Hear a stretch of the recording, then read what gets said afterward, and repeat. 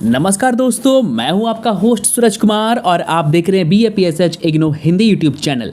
दोस्तों, अभी तक अगर आपने हमारे चैनल को सब्सक्राइब नहीं किया है तो इसे जल्द से जल्द सब्सक्राइब कर ले और बेल आइकन पर क्लिक करना बिल्कुल ना भूले। इस चैनल पर हम सिर्फ और सिर्फ इग्नू के कोर्सेज आपको पढ़ाएंगे। साथ ही साथ अगर आपकी कोई समस्या है, आपको कोई भी चीज़ के बारे में जानना है, आप कमेंट करेंगे तो उस पर भी वीडियोज़ हम अवश्य बनाएंगे। खासकर असाइनमेंट पर हमारा जो है फोकस है वो भी रहेगा। दोस्तों, BPSC 101 आज हम पढ़ेंगे उसका इकाई 3, इकाई 1 और इकाई 2 पर वीडियो हमने बनाकर YouTube में अपलोड कर दिया है। प्लेलिस्ट में जाके आप देख सकते हैं, उसे पढ़ सकते हैं।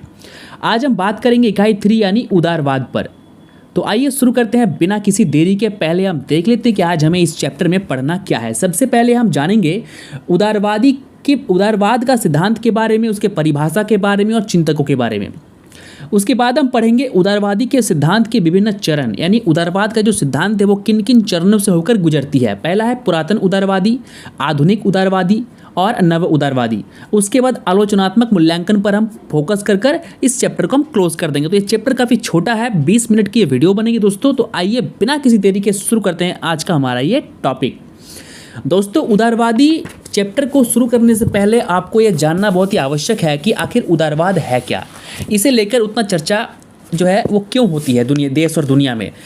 सिंपल है 3.2 जो है 3.2 उदारवादी सिद्धांत, परिभाषा और चिंतक। तो परिभाषा हम पहले जानेंगे। अगर आपसे कोई पूछे कि उदारवादी या उदारवाद क्या है तो आप सीधे उसे यह उत्तर दे दें कि जब व्यक्ति की स्वतंत्रता और अधिकारों की बात आती है उसे ही कहते हैं उदारवाद या उदारवादी। जो उदारवाद की बात करता है उसे उदारवादी कहते हैं। जैसे क्रिकेट खेलने वाला को हम खिलाड़ी कहते हैं, खेल को खेलने वाले को खिलाड़ी कहते हैं, तो उसी प्रकार जो उदारवाद की बात करे उसे उदारवादी कहते हैं। तो उदारवाद है क्या? उदार शब्द जो है दोस्तों, उसका मतलब होता है विवेकशील, जिसमें दया की भावना हो, यानी जो नागरिकों के हितों की बात करें।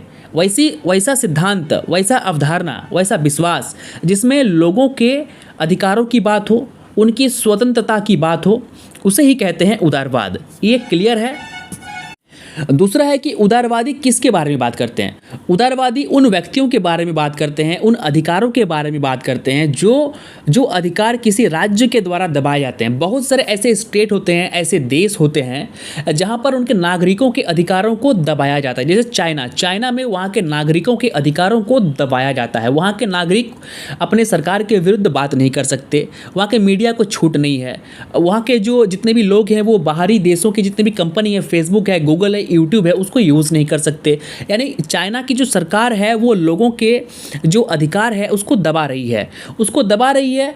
तो अब उदारवाद क्या करेगा? उदारवाद क्या चाइना की सरकार से ये बोलेगा कि आप जो लोगों के अधिकारों को दबा रहे हैं, उन्हें आप स्वतंत्रता से के जो अधिकार है उससे आप वंचित कर रहे हैं, तो यह गलत है। तो उदारवादी का और उदारवाद का सिद्धांत और काम दोस्तों यही है।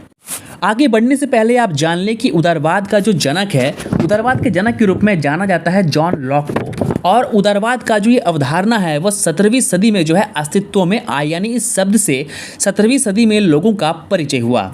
दोस्तों, जॉन लॉक ने उदारवाद के सिद्धांत को लेकर बहुत सारे जो है विश्वास दिए, बहुत सारे मत दिए।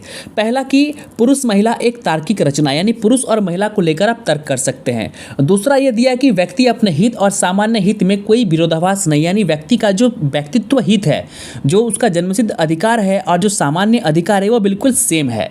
उसके बाद ये कहा गया कि पुरुष और महिला को कुछ जन्मसिद्ध अधिकार प्राप्त हैं और ये अधिकार उससे कोई छीन नहीं सकता। जन्मसिद्ध अधिकार का मतलब ये होता है कि वैसा अधिकार जो आपको जन्म से मिलती हो।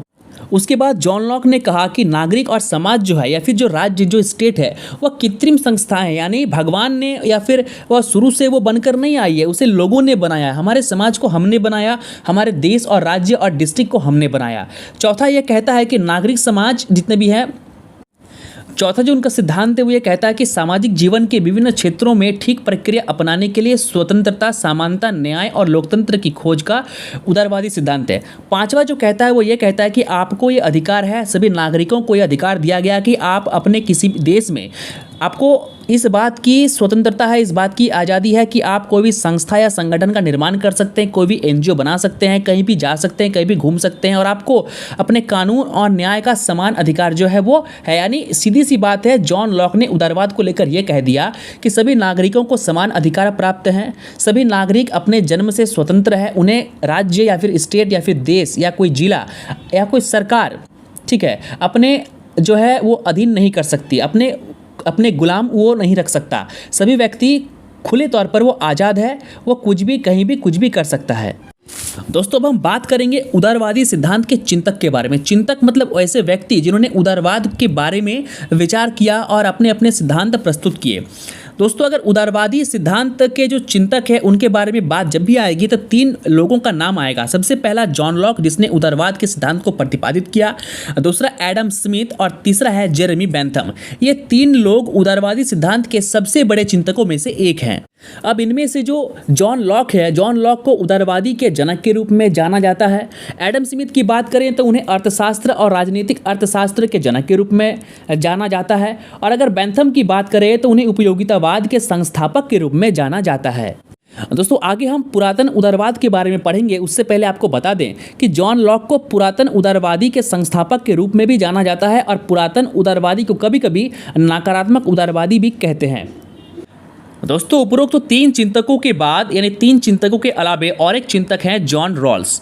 जॉन रॉल्स ने इन तीनों के बाद जो है उदारवादी चिंतन में जो है गहन सहयोग दिया है, बहुत सहयोग दिया है और इन तीनों के बाद जो है जॉन रॉल्स का ही नाम आता है। रॉल्स द्वारा 2 महान कृतियों का लेखन किया गया, पहला ए थ्योरी ऑफ जस्टिस और दूसरा पॉलिटिकल लिबरलिज्म। जॉन रॉल्स के जो राजनीतिक विचार हैं उसमें यह कहा गया कि नागरिक जो जनता है वो अपने इच्छानुसार मुक्त रूप से यानी खुले रूप से किसी भी चीज का चयन कर सकता है। अब आते हैं 3.3 पर, उदारवादी के सिद्धांत के विभिन्न चरण। उदारवादी को 3 श्रेणियों में बांटा गया है, पुरातनवादी, आधुनिक और नव उदारवादी। दोस्तों पहले ही मैंने आपको कह दिया कि पुरातनवादी सिद्धांत के जनक जो कौन थे वो जॉन लॉक थे और इस सिद्धांत को नकारात्मक उदारवादी सिद्धांत भी कहा जाता है। तो आइए सबसे पहले हम जान लेते हैं पुरातन उदारवादी सिद्धांत है क्या। जैसा कि नाम से ही स्पष्ट है, पुरातन उदारवादी सिद्धांत यानी वो पुरातन होगा, वो ओल्ड होगा। मैंने पहले भी कहा था कि 17वीं शताब्दी में ही जो है ये उदारवाद शब्द अस्तित्व में आया था। देखिए कोई भी चीज़ जब पहली बार आता है ना तो वो अधिक डेवलप नहीं होता, ठीक है। तो जॉन लॉक ने पुरातन उदारवाद सिद्धांत को जो है प्रतिपादित किया तो इसमें बहुत सारी जो है खामियां थी और इसी खामियों का जो फल है वो बाद में आपको मालूम चलेगा कि इन खामियां का जो इसका जो परिणाम है वो क्या होने वाला है। पुरातन उदारवादी का जो सिद्धांत विश्वास था ये बहुत ज़्यादा विस्तृत नहीं था, यानी ये बहुत ही सीमित था। इसमें जो है सीमित अधिकारों की या सीमित जो है स्वतंत्रता की बात की गई थी और इसमें सिर्फ नागरिकों के स्वतंत्रता प्राप्त करने का ही प्रयास की बात किया गया था। इसमें और कोई विचार या फिर और किसी चीज़ों के बारे में जो विस्तृत जानकारी या विस्तृत जो इसका क्षेत्र वो है नहीं था। तो इसमें सिर्फ बात किस चीज़ का किया गया था कि नागरिकों को स्वतंत्रता का अधिकार देना चाहिए या फिर राज्य का जो कार्य है वो ये है कि राज्य किसी भी नागरिक को या व्यक्ति को अपना गुलाम ना बनाए। सिर्फ इन्हीं 2 बातों पर जो है इसमें डिस्कस किया गया था और इसके बारे में और कुछ नहीं कहा गया, इसलिए इसे पुरातन उदारवादी या फिर नकारात्मक उदारवादी कहा जाता है। अब दूसरा कारण देख लीजिए कि इसे नकारात्मक क्यों कहते हैं। देखिए 1770 के दशक से पहले जो है लोगों में विश्वास पता है क्या था कि जो हमारा जो अधिकार हमें दिए गए हैं वो अधिकार हमें हमारे राज्य ने दिया है, यानी राज्य के सरकार ने दिया है। राज्य का सरकार मतलब देश भी हो सकता है, राज्य भी हो सकता है, तो उन्होंने दिए हैं। अधिकांश लोगों को ये पता ही नहीं था कि कुछ अधिकार ऐसे भी होते हैं ना जो जिन पर जन्मसिद्ध अधिकार होता है, जिन्हें जन्मसिद्ध अधिकार होते हैं और व्यक्ति के जन्म के साथ ही वो अधिकार उन्हें मिल जाते हैं। लोग ये समझते थे कि राज्य का जो काम है वो अधिकार देना है, लेकिन वास्तव में क्या होता है कि वास्तव में ऐसा नहीं है। वास्तव में राज्य का काम है जो आपके जन्मसिद्ध अधिकार हैं, जो आपकी मूलभूत आवश्यकता है उनकी रक्षा करना, यही राज्य का काम है। राज्य आपको अधिकार कभी नहीं देती है, आपको कुछ अधिकार जन्मसिद्ध मिलते हैं, जन्म के समय से मिलते हैं, ठीक है। लेकिन उस समय के लोग जो है ये समझते थे कि अधिकार राज्य ने उनको दिया है। अब देखिए दोस्तों इसका परिणाम क्या हुआ, इस पुरातन उदारवादी का परिणाम क्या हुआ। जब औद्योगिक क्रांति अस्तित्व में आई तब औद्योगिक क्रांति का जो है उसका परिणाम ये हुआ कि समाज में जितने भी वर्ग थे, जितने भी लोग थे, उनमें से कुछ वर्ग के पास जो है ना बहुत सारा पैसा आ गया। यानी अगर 100 रुपया है तो वो 100 रुपया में से जो 70 रुपया है ना वो 3-4 लोगों के पास ही आ गया। बाकी के जो जितने भी लोग थे, जितने भी नागरिक थे, वे गरीब के गरीब बनकर रह गए। इससे हुआ क्या कि मार्केट में जो है पैसों की कमी हो गई, लोग बेरोजगार हो गए, लोगों के पास रोजगार नहीं था, ठीक है, लोग गुलाम बनाए जाने लगे। तो इसमें क्या होगा कि पुरातन उदारवादी जो है ना वो विफल हो गया, वो कॉन्सेप्ट ही खत्म हो गया, इसलिए उसे नकारात्मक उदारवादी कहा गया। बाजार में मंदी छाने लगी और चीज़ों के दाम जो दोस्तों वो बढ़ने लगे। और यही जो है तो इसी को कहते हैं कि बाजार अर्थव्यवस्था के संदर्भ में ये पुरातन उदारवादी की मुख्य कमजोरी बन गया। कौन सा? औद्योगिक क्रांति। तो इसी के कारण तो इसी चीज़ के कारण जो इसे नकारात्मक उदारवादी का नाम दिया गया है। अब शायद आपको समझ में आ गया होगा। अब आइए 3.3.2 आधुनिक उदारवादी या कल्याणवाद। देखिए, जब पहला सिद्धांत विफल हो गया ना, तब लोगों ने इस पर प्रश्न चिन्ह खड़े कर दिए कि आखिर ये जो है ये सिद्धांत जो है ये फेल हो गया, तो इसमें क्या खामियां हैं। तो उसकी जो खामियां थी उसको बाद के यानी आधुनिक उदारवादी के सिद्धांत में जो है ना उसको फुलफिल किया गया, उन समस्याओं को। और ये जो एक समाज है, ये इस समाज में एक परिवर्तन आया। किसके कारण? ये जो औद्योगिक क्रांति में जो ये परिणाम हुआ, लोगों के पास पैसे की कमी हो गई, बाजार में मंदी छा गई, चीज़ों के दाम बढ़ गए, इसके कारण समाज में एक परिवर्तन आया। और जो मजदूरों का जो शोषण हो रहा था ना, ठीक है, तो उसमें क्या हुआ, कामगार मजदूरों की श्रेणी का एक उद्भव हुआ। और कामगार श्रेणी में वृद्धि होने पर पुरातन उदारवादी पर प्रश्न उठाए जाने लगे तथा नकारात्मक स्वतंत्रता को इसके समर्थन के प्रमुख तर्क और वाद विवाद को अर्थात तो जब बाजार में पैसों की कमी आ गई, सिर्फ कुछ चुनिंदा लोगों के पास मार्केट का पैसा जमा हो गया, तब इससे क्या हो गया ना कि इसके पश्चात एक नया उदारवादी स्वरूप उभर कर सामने आया। उसे कहते हैं आधुनिक उदारवादी, जिसे कल्याणवाद के नाम से भी जाना जाता है। उदारवाद की इस कड़ी के चिंतकों का विश्वास था कि सरकार को उन बाधाओं को हटा लेना चाहिए जो व्यक्ति की स्वतंत्रता के मार्ग में आड़े आती। अब देखिए हुआ क्या, औद्योगिक क्रांति में जो लोग पैसे वाले बन गए, जिनके पास उद्योग धंधा आ गया, वे अपने मिल के मजदूरों के साथ अन्याय करने लगे। उन्हें काम तो अधिक करवाते थे लेकिन पैसे उस हिसाब से देते नहीं थे। इससे क्या हुआ, इससे उनके अधिकार छीनने लगे, इनसे उसके स्वतंत्रता पर जो है आंच आना जो है शुरू हो गया। तब जो जितने भी चिंतक थे, वो जो चिंतक थे, चिंतकों ने क्या किया, चिंतकों ने कहा कि जो सरकार है, सरकार को इस पर जो है काम करना चाहिए, सरकार को इस विषय में सोचना चाहिए और नए नए नियम बनाने चाहिए ताकि जो मजदूर वर्ग हैं उन्हें काम करने में आसानी हो और उनका शोषण ना हो, उन्हें उनके अधिकारों से वंचित न किया जा सके।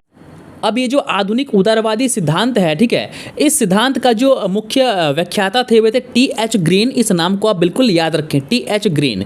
उनके अनुसार सरकार की अत्यधिक शक्ति प्रारंभिक युग में स्वतंत्रता के विरुद्ध एक बड़ी बाधा थी, परंतु 19वीं शताब्दी के मध्य में ये शक्तियाँ भारी मात्रा में कम हो गई या फिर न्यूनतम कर दिया गया। अब चिंतकों ने सरकार के पास गुहार लगाई कि जब सामंती लोगों का जमावड़ा हो गया, जब सामंती लोग यानी जो जमींदार लोग थे, ठीक है, उनके पास पैसे इकट्ठे होने लगे, तब ये चिंतक सरकार के पास जाकर बोले कि अब आप ही कुछ कर सकते हैं, आप ही के पास जो है सकारात्मक चीज़ें हैं, आपको ऐसा नियम बनाइए ताकि जो है जो सामंतवाद है वो ख़त्म हो जाए। अब देखिए हुआ क्या, जैसे ही आधुनिक उदारवादी की जो परिकल्पना को सामने लाया गया, वैसे ही तुरंत क्या हो गया, प्रथम विश्व युद्ध आ गया। प्रथम विश्व युद्ध के कारण क्या हुआ ना कि ये जो सिद्धांत था आधुनिक उदारवादी का, ये जो है ना ये इफेक्ट हुआ, ठीक है, ये प्रभावित हो गया, ये संपूर्ण रूप से जो है ना लागू ही नहीं हो पाई। यानी सरकार जो नियम बनाने जा रही थी वो नियम जो है ना सरकार के पास ही रह गई, वो जनता तक जो है पहुंच नहीं पाई। तो उम्मीद करेंगे कि जो आधुनिक उदारवादी या कल्याणवाद है उसको आप समझ गए होंगे। ये कुछ है नहीं, पुरातन उदारवाद को बदलकर, ठीक है, उनकी जो खामियां हैं उनको भरने की बात की गई, उनकी जो कमजोरियां थी, उनमें जो नकारात्मकता थी उनको भरने की बात की गई। उसे कहते हैं आधुनिक उदारवाद या कल्याणवाद। अब आइए नव उदारवाद पर, यानी जो अभी चल रहा है। अब देखिए, प्रथम विश्व युद्ध के बाद आता है अब द्वितीय विश्व युद्ध। द्वितीय विश्व युद्ध में जो है ना वो जो आधुनिक उदारवाद है उसमें से कुछ देशों को फायदा हुआ, लेकिन अधिकांश देश जो है द्वितीय विश्व युद्ध के चपेट में आकर बर्बाद हो गए। भुखमरी, बेरोजगारी, पैसों की कमी, महामारी बहुत फैलने लगी। तब लोगों ने सोचा कि नहीं, अब ऐसे काम नहीं चलेगा, अब क्या करना होगा, जो पुरातन उदारवादी का सिद्धांत था उसी को फिर से हम लाएंगे, लेकिन क्या करेंगे, उसमें कुछ ऐसी चीज़ जोड़ देंगे जिससे जो है क्या है ना कि सरकार की जो सरकार का जो पावर है वो थोड़ा सा कम हो जाए। यानी जो पुरातन ये था, उदारवादी था, उसमें क्या था, सरकार के पास अधिकार कम था, सरकार को ये अधिकार था ही नहीं कि वो नागरिक को अपने बंधनों में बांध सके, नागरिकों के हक को, वो अधिकारों को वो ले सके। ठीक है, तो उसी पुरातन को लाने की फिर से बात हुई, किस में हुई, नव उदारवादी सिद्धांत में हुई। ठीक है, लेकिन पुरातन को तो लाएंगे, लेकिन उसमें कुछ नया चीज़ भी जोड़ेंगे, तो दोनों को मिलाकर क्या कहा गया, नव उदारवादी। और ये जो नव उदारवादी सिद्धांत है, इस सिद्धांत में क्या चिंतकों का कहना ये था कि नव उदारवादी सिद्धांत में सरकार का जो एक गतिविधि रहेगा ना, सरकार का नियंत्रण रहेगा, वो लोगों के आर्थिक गतिविधियों में राज्य का कोई भी हस्तक्षेप नहीं रहेगा। यानी पुरातन उदारवादी को ही लाया गया, फिर से उसी को लाया गया। ठीक है, एक फेल हुआ, दूसरा लाया, दूसरा फेल हुआ, पहले वाले को लाया। दूसरा चीज़ इस नव उदारवादी में यह कहा गया कि व्यक्ति के पास जो स्वतंत्रता का अधिकार रहेगा, उस पर राज्य की जो सरकार है वो छेड़छाड़ बिल्कुल नहीं कर सकती। ये जो परिकल्पना है नव उदारवादी का, ये धीरे धीरे क्या हुआ ना कि अस्तित्व में आने लगी और प्रभावशील होने लगी। इसका परिणाम में ये हुआ कि ब्रिटेन में जो लेबर पार्टी है, वो लेबर पार्टी जो है ना, इस अवधारणा को पूर्ण रूप से जो है वो अपना लिया। जैसे ही ब्रिटिश की लेबर पार्टी ने इसे अपनाया, वैसे ही सेम टू सेम संयुक्त राज्य अमेरिका की जो डेमोक्रेटिक पार्टी है सन 1990 में, ठीक है, इस उदारवादी सिद्धांत को जो है अपना लिया। और धीरे धीरे क्या हुआ कि ये जो सिद्धांत है वो ना, वो विश्व भर में फैलना शुरू हुआ। अब बात करते हैं भारत की, तो भारत ने सन 1990 के दशक में जो है ना, नव उदारवादी सिद्धांत को जो है अपना लिया। फिर बाद में क्या हुआ कि इस सिद्धांत के कारण जो है, इस सिद्धांत को जब लागू कर दिया गया, तो इस सिद्धांत के कारण कुछ बैंक जो है ना, वो कोलैप्स करने लग गए। तो वो बैंक जब कोलैप्स करने लग गए, कुछ देशों की जो मुद्राएं थी, यूरो थी, ठीक है, डॉलर थी, वो जब गिरनी शुरू हो गई, उसके बाद फिर से ये सवाल उठना स्टार्ट हो गया, फिर से यह प्रश्न चिन्ह शुरू हो गया कि अब इस उदारवादी सिद्धांत को भी जो है वो बदल देना चाहिए। तो दोस्तों बस यहीं पर चैप्टर हमारा ख़त्म होता है। हमने उदारवादी सिद्धांत को जाना, उसके परिभाषा को जाना, चिंतकों के बारे में पढ़ा, कई सारे चिंतक के बारे में पढ़े, जॉन लॉक के बारे में हमने पढ़ा। उसके बाद हमने विभिन्न चरण के बारे में पढ़ा, पुरातन उदारवादी, आधुनिक उदारवादी, कल्याणवाद और नव उदारवादी। फिर से मैं एक बार आपको रिपीट करा दूं कि जो उदारवादी का जो ये संकल्पना है, ये संकल्पना जॉन लॉक ने दी थी 17वीं सदी में। ठीक है, और जॉन लॉक को उदारवादी का जनक के रूप में भी जाना जाता है। साथ ही साथ जॉन लॉक को पुरातन उदारवादी सिद्धांत के जनक के रूप में जाना जाता है। और पुरातन उदारवादी या उदारवाद को ही नकारात्मक उदारवाद के नाम से जाना जाता है, और आधुनिक उदारवादी को कल्याणवाद के नाम से जाना जाता है। तो दोस्तों उम्मीद करते हैं कि जो इकाई 3 है उदारवाद, ये अधिक बड़ा है नहीं, इस चैप्टर में कुछ है भी नहीं, आपको समझ में आ गया होगा। अगर वीडियो अच्छी लगी हो तो हमें कमेंट जरूर करें। नेक्स्ट वीडियो आपको किस सब्जेक्ट के बारे में चाहिए वो भी कमेंट करें, और वीडियो को शेयर करना बिल्कुल ना भूलें।